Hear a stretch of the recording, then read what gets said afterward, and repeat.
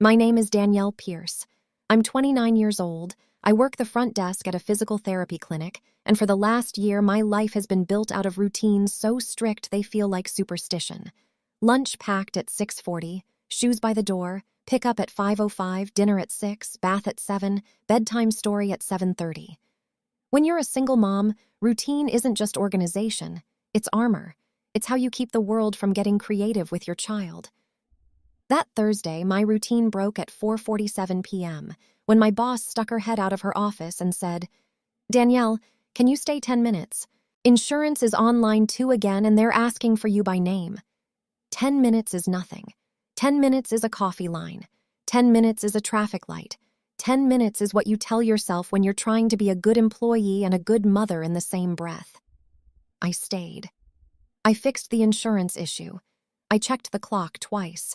I grabbed my bag and ran to my car at 5:02, already texting the daycare that I was 5 minutes out, like that would keep the universe from noticing the opening. My son's daycare was a small, privately owned place in a converted house. Bright murals, tiny cubbies, a front porch with wind chimes, the kind of place that smells like sunscreen and crackers.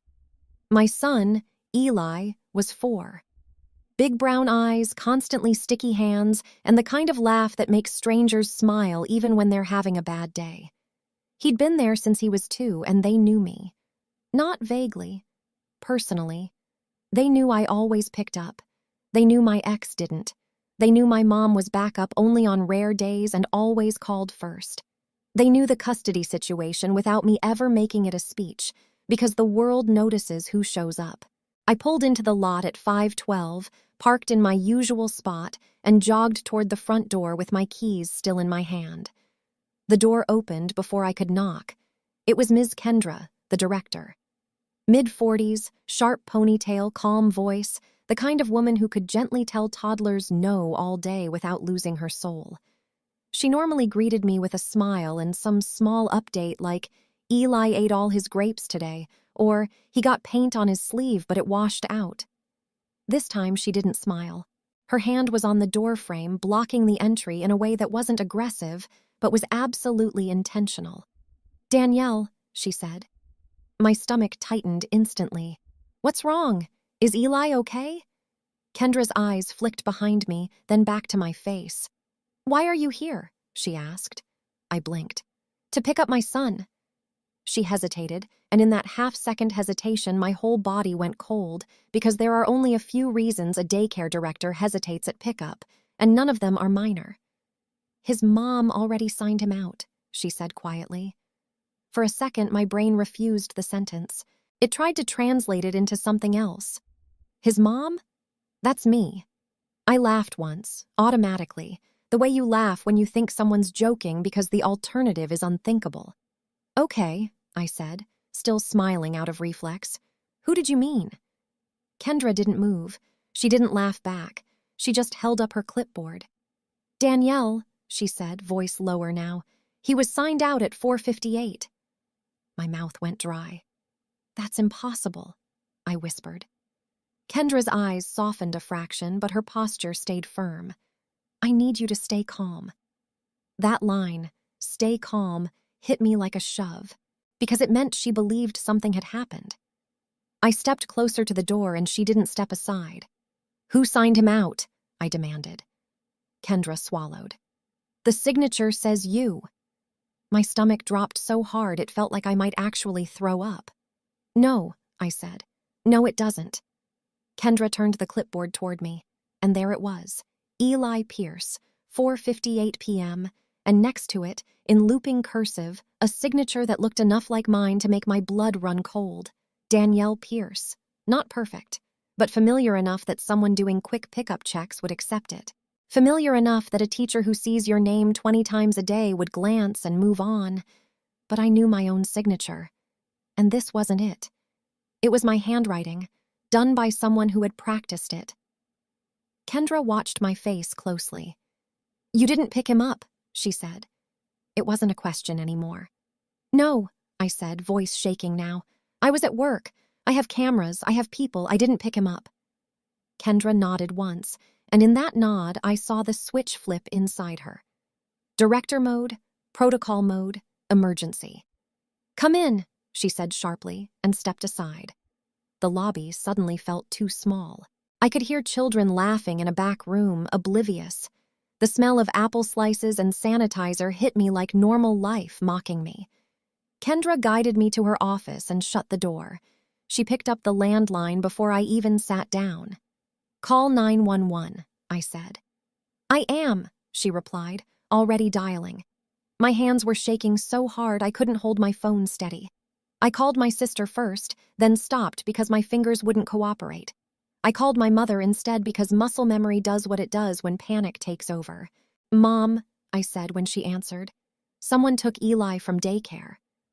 My mother made a sound like air leaving her body. "What do you mean, took him?" Kendra was speaking to the dispatcher now, giving the address, explaining the situation. I could hear her voice, calm, clear, trained. I forced myself to speak to my mother like I was reading instructions. "I need you to go to my apartment," I said. "Right now, check if he's there. Don't go inside if the door is open. Call me from the parking lot." "Danielle, Go!" I snapped. Then I hung up and tried to breathe.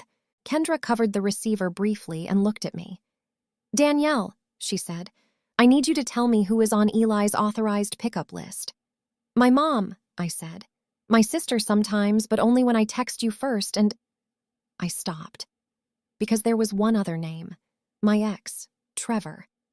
I had added him a year earlier during a brief period where he swore he was changing. Therapy, sobriety, stable job, the whole redemption pitch. He wanted to be on the list in case of emergencies.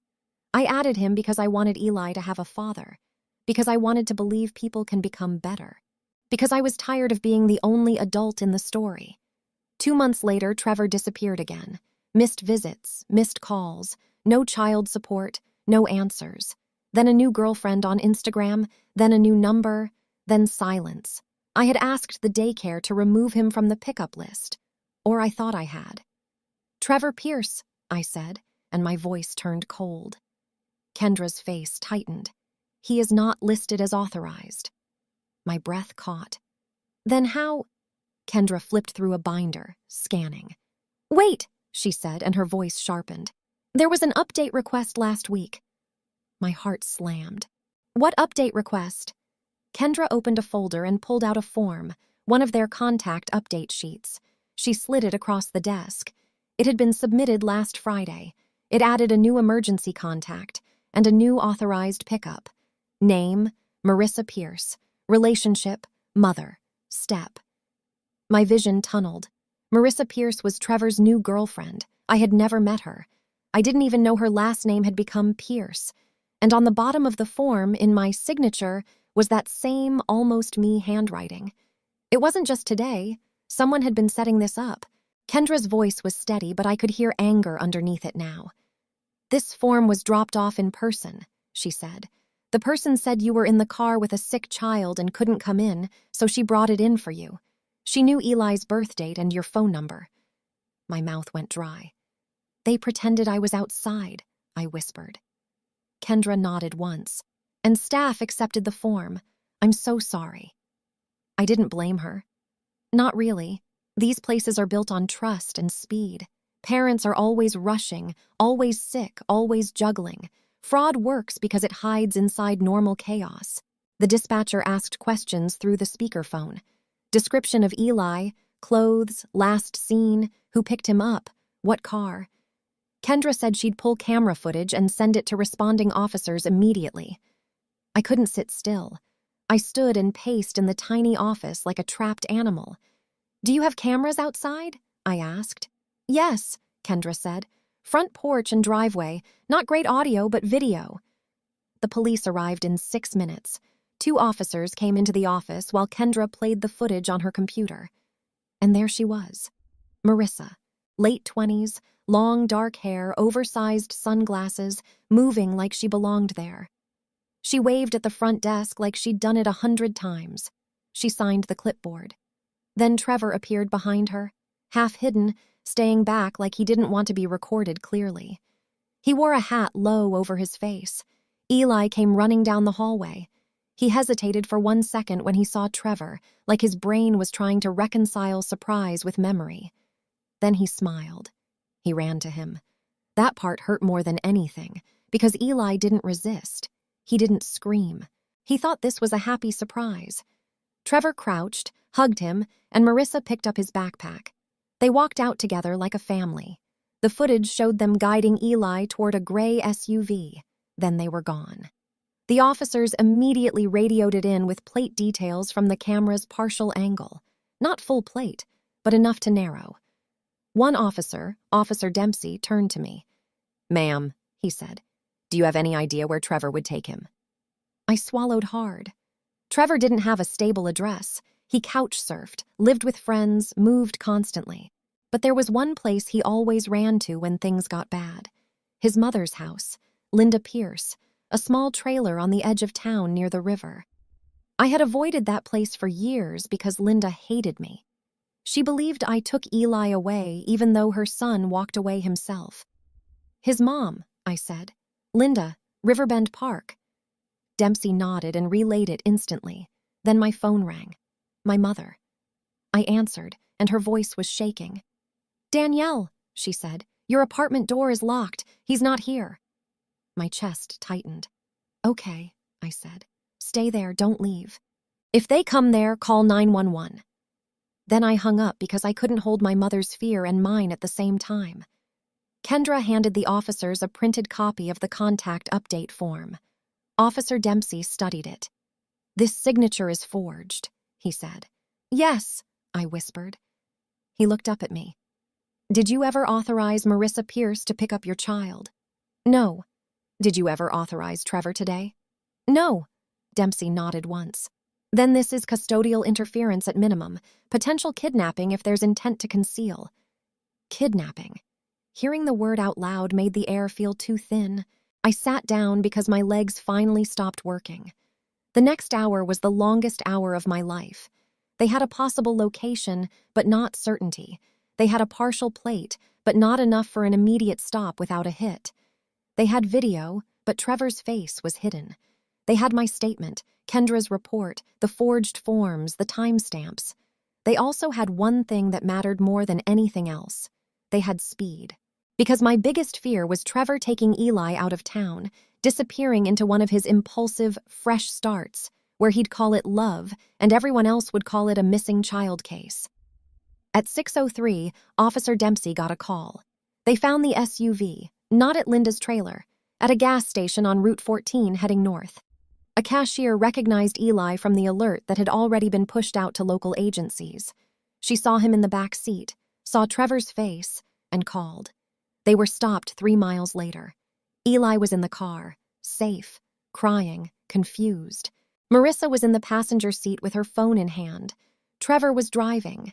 When police approached, Trevor immediately started yelling that Eli was his son and he had every right and that I was keeping him from his child. He said it loud enough that the body cam footage captured the performance clearly. He kept shouting, Tell them I'm your dad," to Eli like it would erase the forged signature on paper. Eli just cried harder. Marissa, meanwhile, tried to play innocent. She said she thought it was fine because Trevor told her I approved. She said she didn't know the signature was forged. She said she was just helping reunite a family. But she had dropped off the form. She had lied about me being in the car. She had used the word mother step like she could sign herself into my child's life. That wasn't confusion. That was intent. I didn't get Eli back immediately. There were procedures, interviews, a child advocate, documentation. But by 7:18, I was sitting in a small room at the police station holding my son so tightly, he kept saying, "Mommy, you're squeezing me." And I didn't loosen my grip because I didn't trust reality yet. Daddy said it was a surprise. Eli sniffled into my shoulder. He said you were too busy and he was going to take me to a big park, and Marissa said she was my new mom friend. New mom friend. My stomach turned. I held his face gently. "You have one mom," I said. "Me. And nobody gets to take you without me saying yes." He nodded, still confused. Then he whispered, "Did I do something bad?" That question broke something in me. "No," I said immediately. No, baby. You did nothing wrong. The grown-ups did something wrong.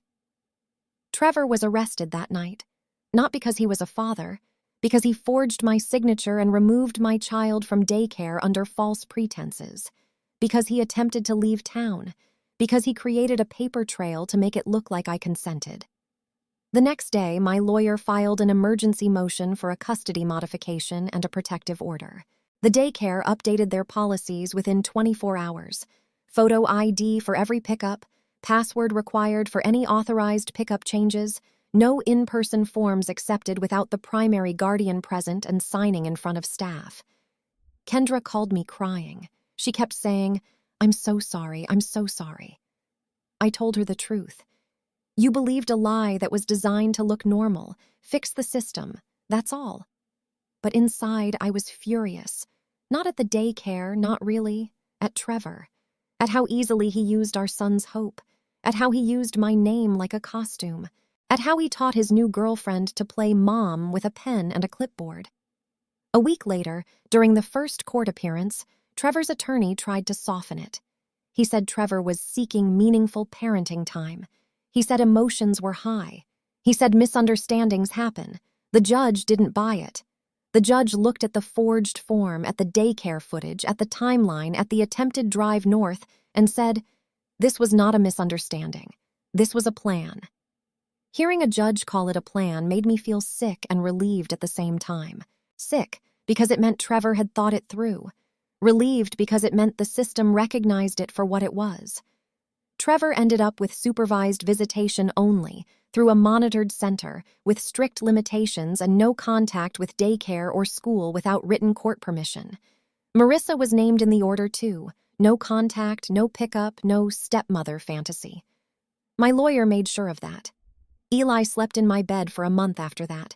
He'd wake up at night and say, "You're still here?" Like he needed to see me to believe it. We made a new ritual. Before sleep, I showed him my phone lock screen photo of us and I said, "Nobody can take you without me knowing. That's the rule." He would nod solemnly, like rules could hold the world together if repeated enough. And maybe they can, a little, because I never again assumed the clipboard was just paperwork. I never again assumed a signature line was harmless. I learned that the most dangerous people don't always kick doors down. Sometimes they just sign your name. I went to pick up my kid. Then the daycare director said, "His mom already signed." And that was the moment I understood someone didn't just want time with my son. They wanted the world to believe I gave him away.